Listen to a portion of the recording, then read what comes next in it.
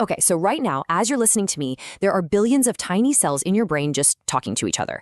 But they're not using words, right? They're firing these incredibly fast electrical signals. And the language they're speaking, it's called the action potential.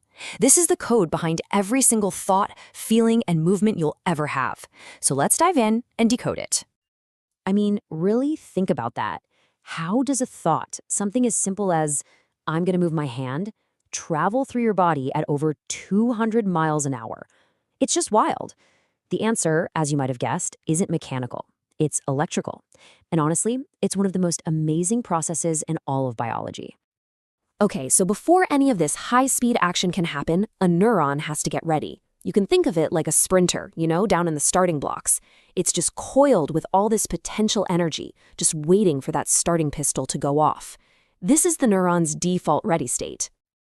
And this ready state, it actually has a technical name. It's called the resting membrane potential. All that means is there's a stable, baseline electrical difference between the inside of the cell and the outside. It's this charge that really sets the stage for everything else that's about to happen. And here is the number that you gotta remember, -70 millivolts. That is the specific electrical charge a neuron holds onto when it's just hanging out, not doing anything. This tiny little negative charge, it's like a compressed spring, just holding all the energy it needs to eventually fire. So how does it even get that negative charge? Well, it's all about this careful imbalance of charged particles, which we call ions. The key thing to know is this. While you've got positive potassium ions inside the neuron, there are way more positive sodium ions on the outside. And this difference, which is constantly being maintained by this tiny little machine called the sodium-potassium pump, is what creates that negative electrical gradient. At this point, the cell is officially polarized. All right, so our neuron is sitting there at -70 millivolts, all primed and ready to go. But what's the trigger? What's the starting gun that actually makes it fire?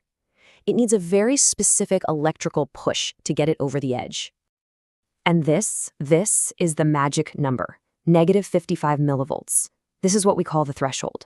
If a signal coming in from another cell is strong enough to push that neuron's charge all the way up from -70 to -55, well, that's when an irreversible chain reaction kicks off. And here's the crucial part. There is no kind of firing. Once you cross that -55 millivolt threshold, the neuron is all in. It fires with its full, complete strength every single time. It's what they call an all-or-nothing event. The switch is either completely on or it's completely off. There's no in-between. So what happens when that on switch gets flipped? You get this incredibly rapid, super dramatic change in the neuron's electrical charge. This is the action potential itself, the spike, the signal, the whole message. It all happens in two lightning-fast phases. First up is depolarization. The moment we hit that threshold, these special voltage-gated channels just fly open, letting a flood of positive sodium ions rush into the cell. Then, almost instantly after, a second set of channels opens up, and this time, potassium ions rush out. That second part is called repolarization. It's this incredibly precise, perfectly coordinated dance of ions moving in and out. And just look at this incredible swing in voltage. That flood of positive sodium ions is so intense that the inside of the neuron doesn't just get back to zero, it shoots all the way up to positive 30 millivolts. I mean, in a fraction of a millisecond, it goes from -70 all the way to positive 30. That is the absolute peak of the action potential. But just as quickly as it shot up, the voltage starts to plummet back down. That's repolarization kicking in. As all those positively charged potassium ions rush out of the cell, they take their positive charge with them. And that brings the neuron's internal voltage right back down into negative territory. Okay, after a spike that dramatic, the neuron needs to take a quick breather, right? It needs a moment to reset. Now, this cooldown phase is super brief, but it is absolutely essential for keeping communication in the nervous system orderly and efficient.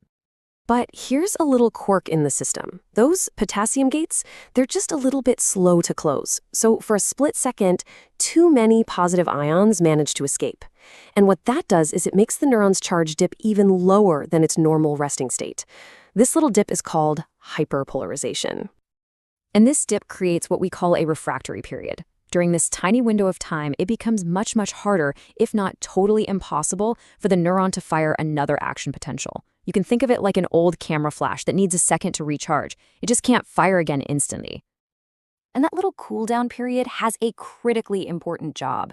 It basically acts like a one-way valve. By making the part of the neuron that just fired unable to fire again right away, it makes sure the signal can't travel backward. The message is forced to move forward and only forward. Super clever. So the signal has passed. The final step in this whole dance is to kind of clean up the mess and reset everything, getting that neuron right back to its resting state, ready and waiting for the next command. This timeline really shows you just how unbelievably fast this whole process is.